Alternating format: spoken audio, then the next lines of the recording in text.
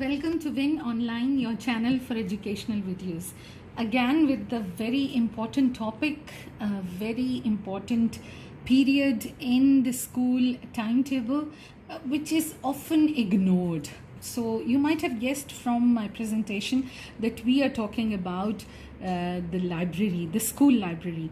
Usually, school library and school playground both should be the busiest places in a school, लेकिन unfortunately हमारे schools में अक्सर इसके opposite होता है।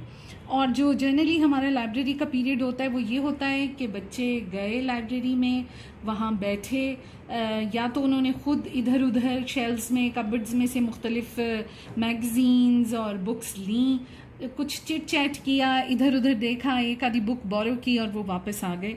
और इस बात की भी कोई गारंटी नहीं है कि अगले लाइब्रेरी पीरियड तक वो कि ये किताब पढ़ेंगे या नहीं पढ़ेंगे, क्योंकि हमने कुछ अरेंजमेंट्स ही ऐसी नहीं की हुई जिससे कि हम ये मेक श्योर कर सकें कि उन्होंने ये किताब पढ़ी है या नहीं। बहुत ज़्यादा कमाल हम ये कर लेते हैं कि we ask the students to write a review, or we just ask the students orally, have you read this book, what did you like about the book, and can you tell me something about one of the characters of the book, and that's all. But this is not how the library period should be treated. Actually library ही तो वो ज़रिया है, वो वसीला है जिससे कि बच्चे जो हैं वो मुस्तक़बिल के लिए बहुत सारी पॉजिटिव और बहुत सारी इंपॉर्टेंट आदतें सीखते हैं। जैसे सबसे ज़्यादा मैं यही फरियादें सुनती हूँ, बुक रीडिंग का कल्चर ही ख़त्म हो गया, हमारे बच्चे तो किताबों की तरफ आते ही नहीं हैं। वो खुद से कैसे किताबों की तरफ आएंगे? वो स्कूल भी खुद नहीं जाते, आप उनको लेकर जाते हैं, राइट? वो होमवर्क भी खुद नहीं करते, उनसे करवाना पड़ता है, तो किताब वो कैसे खुद पढ़ेंगे? या लाइब्रेरी में आप क्यों एज्यूम करते हैं कि वो बैठ कर खुद ही किताब चुनेंगे भी, उसको रीड भी करेंगे, उसको इंजॉय भी करेंगे? That is not possible. So और लाइब्रेरियन के भी बहुत मज़े होते हैं जी, सारा दिन वो खामोशी से बैठी होती हैं, क्योंकि उन्हें एक ही रूल का पता है, बैठी होती हैं या बैठे होते हैं, एक ही रूल का पता है कि you should be very quite in the library, right, and nothing else. So we are not talking about the library of a college or a university. We are talking about the school libraries. और school library में खामोशी से बैठना मकसद नहीं है। School library में librarian को पीरियड को प्लान करना पड़ता है। जैसे बाकी सारे टीचर्स अपनी लेसन प्लानिंग करते हैं, उसी तरह लाइब्रेरी पीरियड की भी लेसन प्लानिंग होती है, और वो लेसन प्लानिंग डेली बेसिस पे होती है for different levels, for different grades, और उसमें एक्टिविटीज़ डिज़ाइन की जाती हैं हर ग्रेड के बच्चों के लिए, so that whenever they come to the library they just do not enjoy the quiet environment or a little whispering and gossip and a little sleeping time, but they actually benefit from the books that are present in the school library. तो आज तमहीद बहुत लंबी हो गई, क्योंकि आप यूँ समझ लीजिए कि ये एक दुखती रग है और ये पीरियड जो है सबसे ज़्यादा इग्नोर होता है स्कूलों में. So let's talk about things that we can do in school library. तो आपको लाइब्रेरी की बुक्स के अलावा यहाँ पर कुछ नंबर्स और कुछ लेबल्स नज़र आ रहे हैं. तो ये एक्चुअली लाइब्रेरीज़ में किताबें जो हैं वो दो कैटेगरीज में डिवाइडेड होती हैं, fiction and non fiction. Fiction की किताबें तो अफसानवी किताबें, शॉर्ट स्टोरीज़, नॉवेल्स, ये सारी किताबें होती हैं.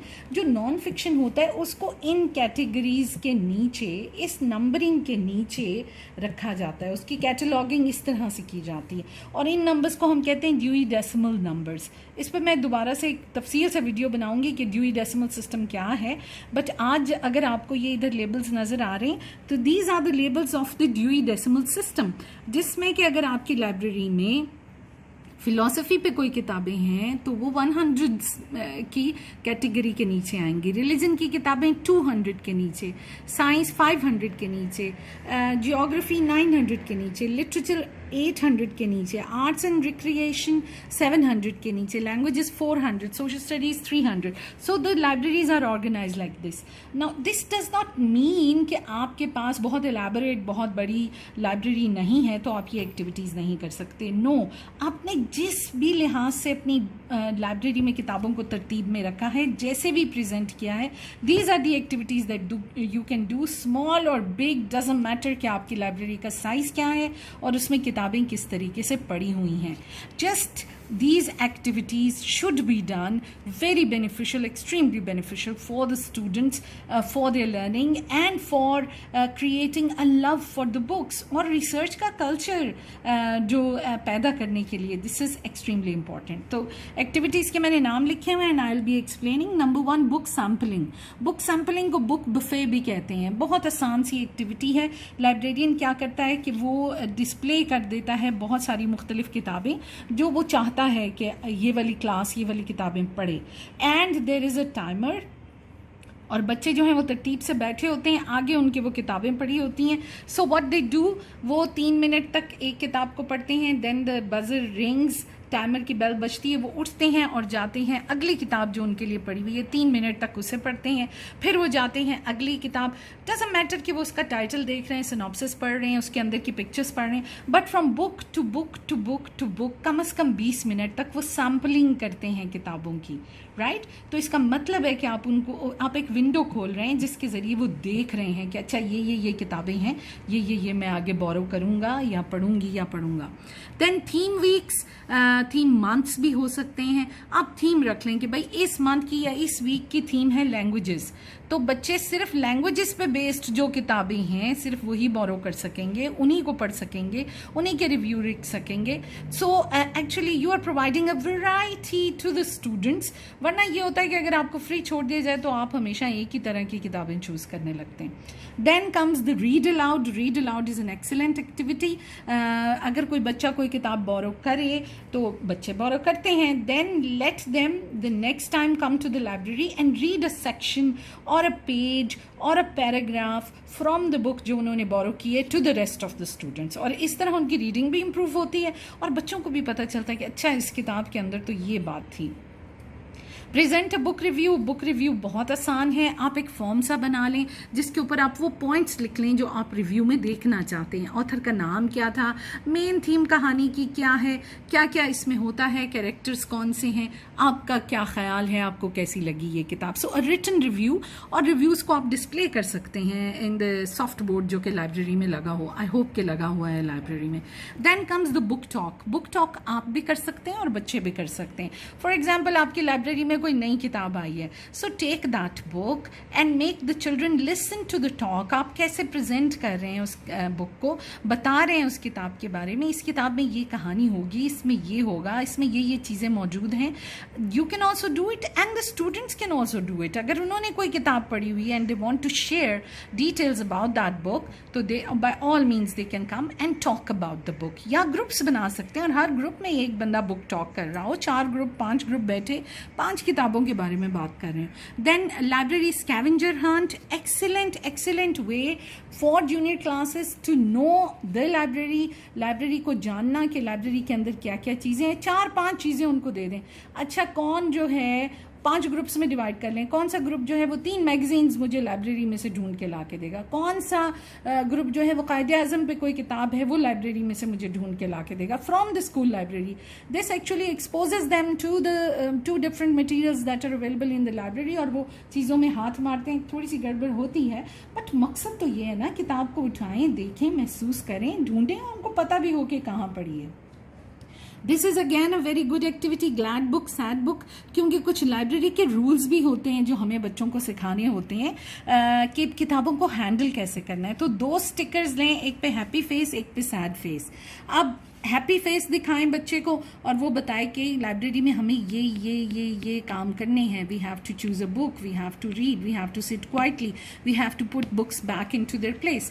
सैड बुक का अगर फेस आ जाए तो they have to tell we don't have to ruin the books, we don't have to tear the pages, we don't have to mark the books with pen और pencil, we don't have to fold the pages, we don't have to talk. यानी जो काम करने चाहिए वो glad book, जो नहीं करने वो सैड बुक. इसी तरह story time. You can tell the story, the students can tell the story, और you can tell your students. जैसे कुछ छोटी क्लास आई है, क्लास 1 आई है, तो क्लास 7 की किसी बच्चे को बुलाकर उसने अगर कोई किताब पढ़ी है तो वो ये कहानी 1 के बच्चों को सुनाए. Again a very interesting way of engaging different levels of students in the library. News and views के लिए आपको किताब की भी ज़रूरत नहीं, अखबार इस्तेमाल कीजिए और देखिए कि अखबार में मुख्तलिफ न्यूज़ जो हैं वो किस तरह कहाँ से आई हैं और उनके बारे में बच्चों से व्यूज़ लीजिए कि what do they think about it.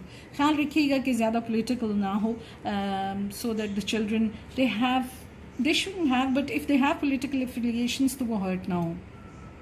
General knowledge Hunt is again a very very good activity.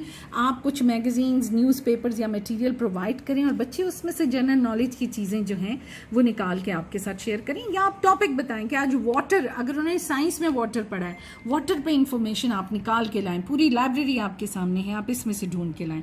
Headline grabber is about the headlines जो कि न्यूज़पेपर में लिखी होती है और उनको लिखने का एक खास अंदाज होता है और एक खास लैंग्वेज होती है। So the children make a list of all the headlines of today's newspaper and then you discuss what do they mean, what is the grammar, how are the words used, and then word of the day बहुत आसान है।